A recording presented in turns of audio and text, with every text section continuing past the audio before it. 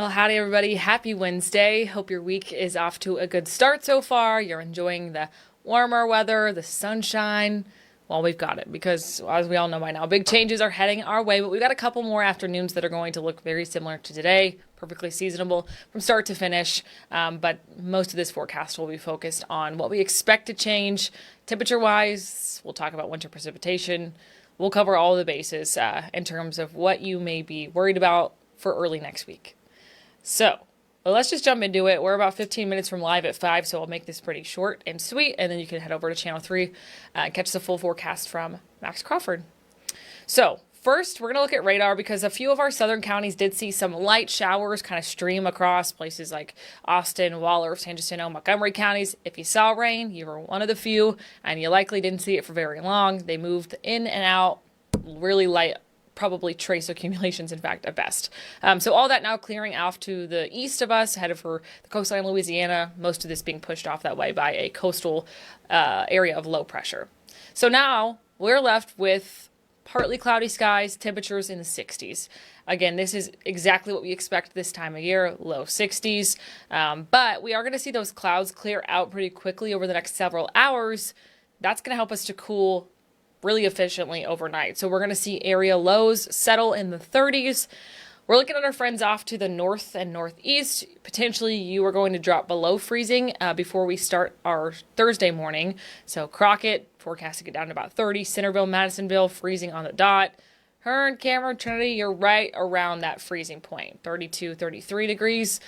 So as we all probably have our winter preps in place, keep them in place. No need to drip the faucet or anything. This is far from a hard freeze. In fact, it's more of a frost, but just something we're going to monitor for. Central southern counties, mid to upper 30s. 38 here in town. So again, pretty seasonable. Just a touch below. We typically see a low in the low 40s. We'll take mid to upper 30s. Then we're going to heat up again. So let's look at the next 3 days. You'll start to see a little bit of some changes on the third day here. Tomorrow, again, starting average, finishing out average. We're racing back to the mid-60s, plenty of sunshine. Get outside tomorrow. Get outside again on Friday because it's even going to be a little bit warmer. 40s and 70s is what we're talking for mornings and afternoons. Small chance of rain. Similar to today, though, most of you will not see rain. Just a few spotty showers are possible and a little bit of extra cloud cover on hand through the afternoon. Then we turn to Saturday. That's the first signal of some changes heading our way. Notice those winds out of the north and breezy, 10 to 20, gusting upwards of 25, 30. That's because a cold front and a strong one is going to be sliding through the Brazos Valley. So we're still able to get to about mid to upper 50s. Right now, 59 is our forecast high here in town. But that's about lunchtime, and then we'll see temperatures pretty steeply plummet from there as that cold front arrives. So exact timing right now, a little too early to say, but we're looking at Saturday afternoon for that cold front to swing through southeast Texas, make its way toward the coast. And you can see that here on our models as well. So we're looking at mid-50s through about 2, 3 o'clock. Then the cold front exits to the coast. We wake up Sunday morning. Most of us are below freezing. And if you notice the smaller pink number right next to the bigger white number, that is wind chill or feels like temperatures. So we see thermometers showing us below freezing or right at it, mid to lower 30s, we'll say. Wind chill, though, because we've got a breezy wind blowing in out of the north, a cold wind blowing out of the north, going to feel like teens and 20s. And then cold air advection just continues overnight. We wake up Monday morning, new work week. It's going to be really cold to start off next week. Temperatures actually reading in the 20s, wind chills in the teens and 20s again Monday morning. So that is what we know for sure, is strong cold front's going to slide through, breezy northerly winds are going to come along with it, and temperatures are going to be cold. They're going to feel even colder than that. So still keeping those winter preparations in place from last week. We've got an article that meteorologist Stevie Stevenson's working on right now that she'll have up later tonight about winter preparations, when you'll likely need to drip your faucet, if you'll need to drip your faucet, covering the pipes, pets, people, plants, all the winter preps that we talked about last week, we're going to keep talking about as we near early next week. So, what is more of a question?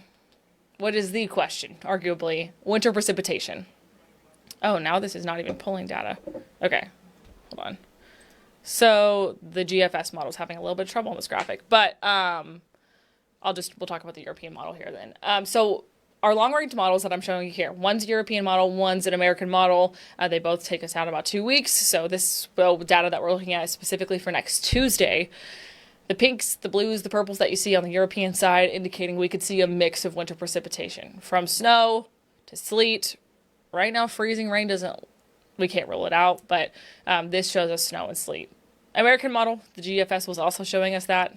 This data lagging a little bit, but what I want to note is the fact that both of these models, they're starting to agree a little bit more with each other, but they're seeing a lot of variation from run to run, meaning we get run in, and then 6 hours later we get another run, and it looks completely different. So one thing I've been saying is that winter precipitation, especially in Texas and even more in Southeast Texas, is a very fickle thing. It's something that has a lot of moving parts, that changes a lot, and something that we just have to continue to iron out. So full transparency is we still have a lot to figure out before we can give you a definitive answer of if we will see snow, if we'll see freezing rain, sleet, if we'll see a cold rain again.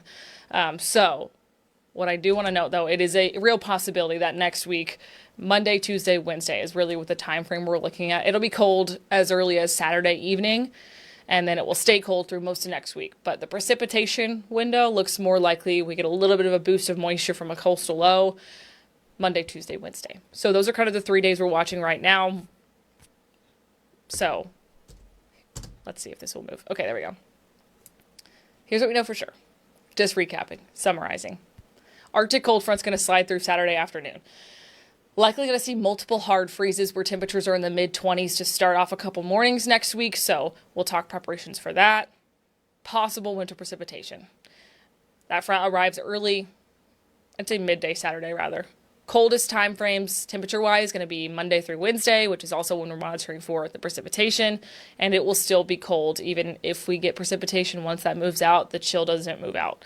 And this is going to impact all the Brazos Valley, but also all of the state, and a good portion of the U.S. is going to see this Arctic cold air mass kind of swing through their area. So we're going to see probably a lot of active weather and a lot of cold weather across the country next week.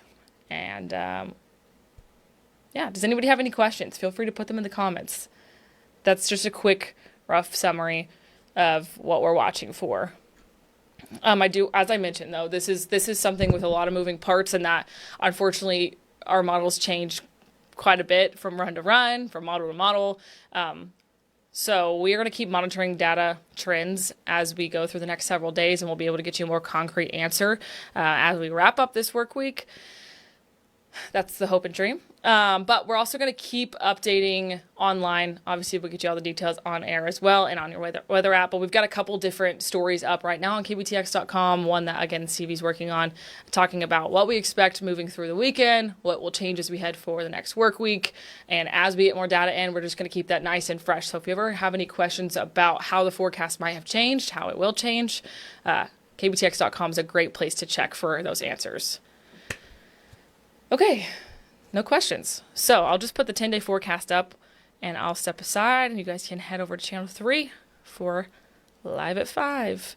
But again, Monday, Tuesday right now, our first alert weather days, so you will definitely feel some cold weather headed your way at the very least. That's when wintry mix is possible. That continues into Wednesday as well, potentially.